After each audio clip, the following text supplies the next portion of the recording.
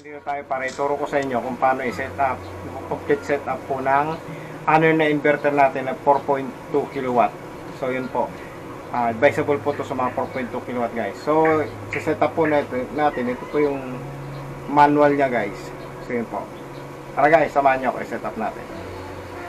Yes, bali ituturo ko po sa inyo kung paano i-set up natin ang complete setup nitong ano natin na 4.2 kilowatt guys.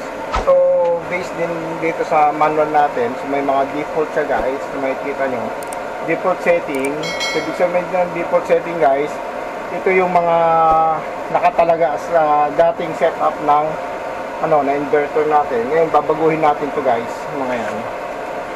So yan, so ipapakita ko sa inyo. So bali ito guys, meron akong ginawa rito, yan. So yun po. So ito yung ginawa ko na to guys, ito yung set up natin dito. Although naka-set up na ito, papakita ko lang sa inyo na yung mga parameters na nandiyan na naka-set up na ito, tested ko na po ito ng almost 1 week na tested ko na siya na okay siya yung function niya guys. So tara guys, pakita ko sa inyo. Bago dun guys, please like na lang tsaka subscribe guys sa channel ko. Salamat po. Yun guys, ito po yung isa-set up natin sa kanya. Ito yung gagayahin natin na yung default niya, papalitan natin ng meron siyang changes dyan na nakalagay guys. Yan. From default, yung dati niya nakaset up, papalitan natin, babaguhin natin. Kaya may mga changes dito guys. Yan. Kapaliwanag ko na po sa inyo. Guys, isa-set up po natin na inverter natin. Ito po yung pinaka-parameter setting niya for solar inverter 3.6 kilowatt to 4.2 kilowatt guys. Setting ito ng para sa lithium battery na LiPo4 battery siya na 24 volt. Yun po siya. Doon siya magagamit ng parameters na yan. Kasi iba rin po ang parameter para sa mga lead acid battery. So yun guys, para ma-set up po natin yan. So press nyo lang itong enter, tapos scroll down, ganun po yung mangyayari, or scroll up, yun po yung pipindutin nyo. Then pag okay na setup nyo na dito, nakapamili na kayo, enter nyo ulit para bumalik sa maset siya sa setting, tamang setting. Ganun po pag setting yan guys. So ipakita ko lang sa inyo, kagaya nito, press mo lang na matagal to, mga bilang ka lang ng 1 to 4 guys, or 5. 1, 2, 3, 4. Yan. So pang-apat, lalabas yung 00. Ito yung exit. Sabihin, exit setting mode yan guys. So escape mo yan, scroll down. So ito yung SBU, sinet natin. Ang dating default niya number ay SUB yan guys. Isinet natin na SBU mode. So, ibig sabihin, solar battery utility output priority. Yung ibig sabihin yan guys. So, next tayo. Yung pangalawa guys, yung number to, code 2. Sa default niya, dati ay 60 amps. Tapos, wala po tayong pinalit dyan guys. Ito po yung pinaka maximum total charging current niya guys. Wala tong pinalit dyan. So, escape natin yan. Tapos, dito tayo sa number 3. Ang default niya ay APL. So, ang ibig sabihin ng APL guys ay appliances yan. Kung gusto mong palitan guys, pwede mo namang palitan yan. Yan, pindot ka lang dito. Tapos scroll ka. Kung gusto mong UPS, ibig sabihin yan, pag meron ka mga computer guys, yan, pwede mo i-set up yan. Pero sa akin kasi, more on appliances ako, kaya mas bet ko yung APL, yung appliances. Okay? So, babalik ko dun sa appliances yan. Tapos, enter ako. So, ganyan pong pagsiset up lang yan. Okay, so, sa number 5 tayo. So, ito, sinet ko na sa use. Ibig sabihin ng use, guys, battery type. Select use for custom LiPo4 battery siya. Yan. So, ibig sabihin, pang LiPo4 battery itong use. Ibig sabihin siya. Yun po. Para maging compatible sa lithium battery. Okay. Nawala. Sa number 5 tayo. Sa number 5, yan, use. So ang default dati niya guys ay AGN. Ngayon pinalitan natin ng use. Okay, so sa number 6 tayo, LTD guys. LTD means overload restart. Naka overload restart siya, so hindi ko siya enable to, so naka disable po yan guys. So sunod tayo. So ganun din po itong number 7, naka LTD lang din siya. Ibig sabihin yan guys, over temperature restart, so naka disable lang din po yan. Then yung number 9, 50 Hz ang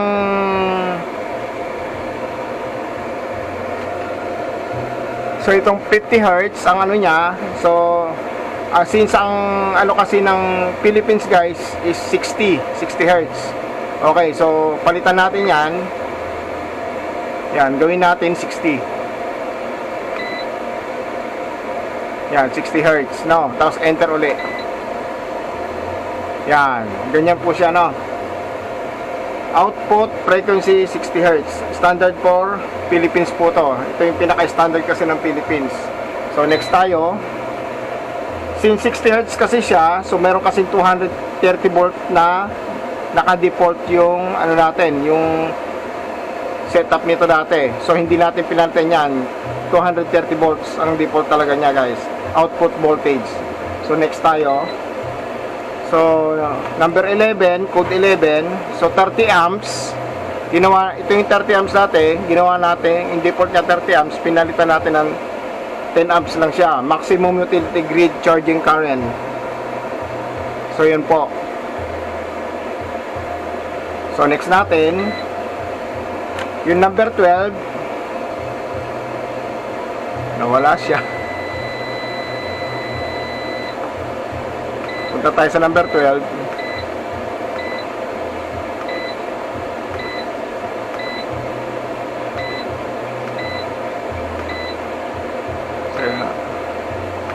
So number 12,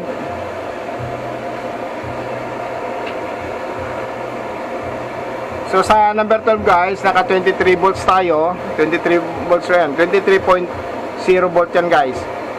No. So yun yung default niya. So hindi natin pinalitan. Then dito naman sa 13, 27 volt. So pinalitan natin ito ng, ang default niya 27 volt, and pinalitan natin ng 26 volt. Ito yung back to battery source voltage point. Okay, sabihin nun, back to battery source voltage point. Yun yung 13.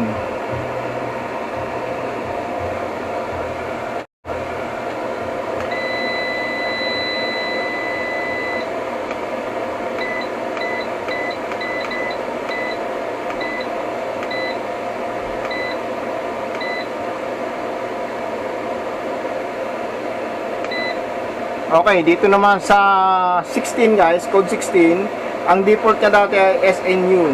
So, ibig sabihin, charge your priority, kasi pinalitan na natin ng CSO guys. Naka-CSO tayo, ang default niya dati ay SNU. So, CSO tayo ngayon. Ibig sabihin niyan, charge source priority. CSO charge is via solar and utility together. So yun yung ibig sabihin niya guys. Ibig sabihin, pwede siyang mag-charge yung battery mo na naka-tie up ang solar natin guys. So yun yung ibig sabihin niya. So sa number 18 po, ang default niya dati ay BON, ibig sabihin buzzer. So alarm control buzzer, naka-enable po siya dati. So hindi ko binago po ito. So scroll natin. So pang 19 po tayo, ESP, so auto return to default display screen. So yun pa rin, hindi ko rin siya binago guys. So sa 20 tayo, light on, ibig sabihin backlight control on. So naka-enable pa rin siya, hindi ko binago. Ito yun guys. Ganun din po yung code 22, naka-A on, big sabihin, beeps while primary source is interrupt.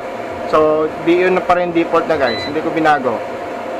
So, BYD, yung number code 23, BYD, so overload bypass disable. So, hindi ko rin binago guys.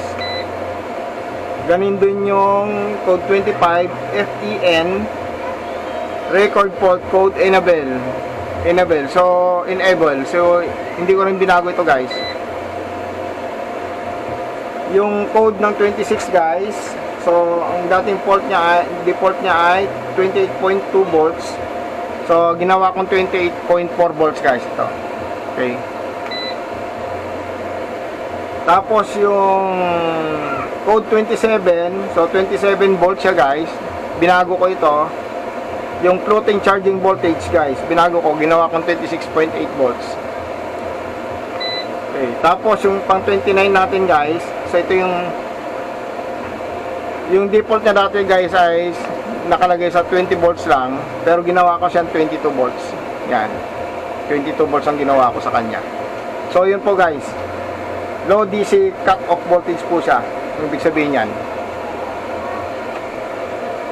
Guys, minsan na nangyayari dito sa system, kung ano yung sinet up po kasi na code guys ng ano, kagaya ng itong setup ng bulk absorb charging voltage guys, bulk absorb charging voltage.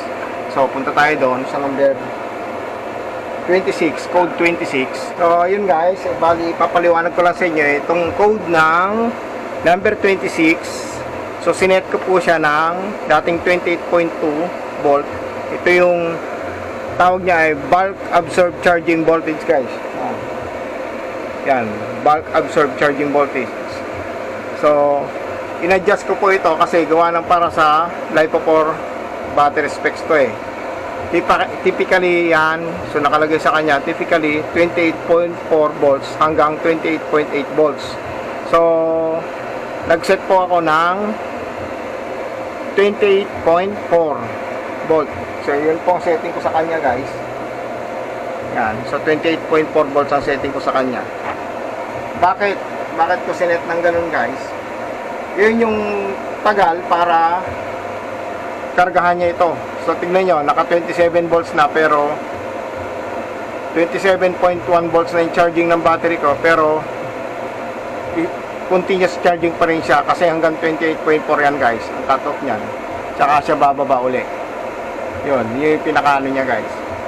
So ganoon. Ngayon, ang scenario po kasi sa setup na ganito guys, magtataka ka minsan bakit may araw na, may solar na, hindi pa siya bumabalik sa ano, hindi pa siya na charge yung solar papunta sa battery. Nangyayari, meron ka pang grid na nakalagay rito. Yung standby grid mo, pumapasok pa rin sa kanya. So, nagsumasabay yung grid mo. Hindi nawawala yung grid, meron pa rin kumakarga. Kasi, nangyayari po doon, hanggat di niya namimit yung 28.4 na bulk charging guys, hindi niya ika-cut off yung grid. Ganun po yon. Kasi yung battery mo kasi naka-drain, na-drain po yung battery mo. So, kailangan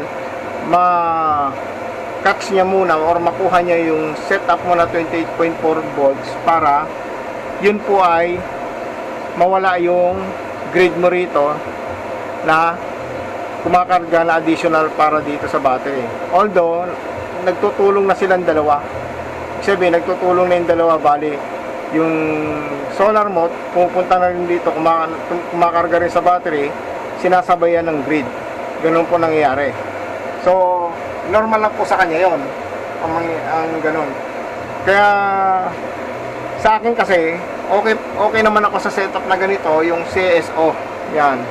So CSO setup po kasi ito, charge source priority yan.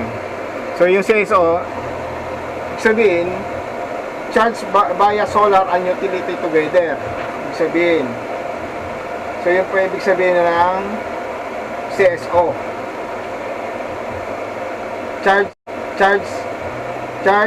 charges via solar and utility together. Yun po yung setup po kasi. Ngayon, kung gusto nyong hindi ganun ang mangyari, yung sabay na magcha-charge sa battery yung solar tsaka yung grid, pwede nyong palitan ng OSO guys. Ito OSO. So makikita nyo OSO. Itong OSO po, pwede nyong palitan yan. Sa akin kasi naka-CSO ako eh. So choice nyo po yan, depende sa inyo kung gusto nyong OSO or CSO. So wala namang problema yon kung mag-OSO kayo. Yun nga lang po, ang OSO, ibig sabihin ng OSO po ay set solar as the exclusive charging source. Ibig sabihin, yun lang talaga ang magcha-charge sa kanya. Hindi ka na mangangailangan ng grid para kargahan itong battery mo. Yun nga lang guys, kailangan pag ganun, kumplituhin mo yung panel mo. Sa akin kasi 4 pa lang panel ko, kaya hindi ko magawa yun. Kailangan ko talaga backup muna ng grid guys. Kaya ginawa kong CSO. Yun ang difference po niya. Basta complete setup ka, kompleto yung panel mo, buuin mo lahat, hindi kulang. Kasi dapat mataas ang inaani mong voltahe guys. Sa akin kasi 141 lang guys eh. Eh kung complete setup ka guys, dapat ito mag 200 plus to, itong inaani na voltahe, para mabilis niyang kargahan yung battery mo. Kung gusto mong OSO yung gagamitin mo, OSO, no? Yun po yung tip sa inyo guys. Kung baka mamaya nalilito kayo kung bakit mayroong CSO or OSO, kung pwede naman yung solar lang magkarga. Gets nyo po yun. So yung kung solar lang gusto mo magkarga, kumpletuhin mo lang yung panel mo, damihan mo ang panel mo, kasi yung magiging charger papunta sa battery. Okay, pag CSO naman, ito yung mga kulang pa. Kagaya sa akin, kulang pa yung setup ko, kulang pa ako sa budget, kasi CSO ko, kasi 4 lang yung panel ko guys. Kaya 144 lang yung yung harvest ko, hanggang 146 yan guys. Yan, ganun pa lang yan. Kaya kailangan dadamihan mo yung panel mo. Kaya naka-CSO ako ngayon, kasi yun po yun, yung dahilan. Kaya sineso ako kasi yung harvest ko ay mababa, kasi kulang pa ang panel ko, 4 lang. Yun po yung tips ko sa inyo, para makapamili kayo kung OSO ay setup nyo or CSO. So yun guys, na-setup na po natin, or naipakita ko sa inyo yung setting nitong Anern ko na 4.2 kilowatt guys na inverter. So sana may nakuha kayong kalaman sa pag-setup kung paano ko ginawa yung parameters, at naituro ko sa inyo yung setting niya guys. So sana magawa nyo rin sa inyo. So thank you for watching. Please like and subscribe to my YouTube channel. Thank you.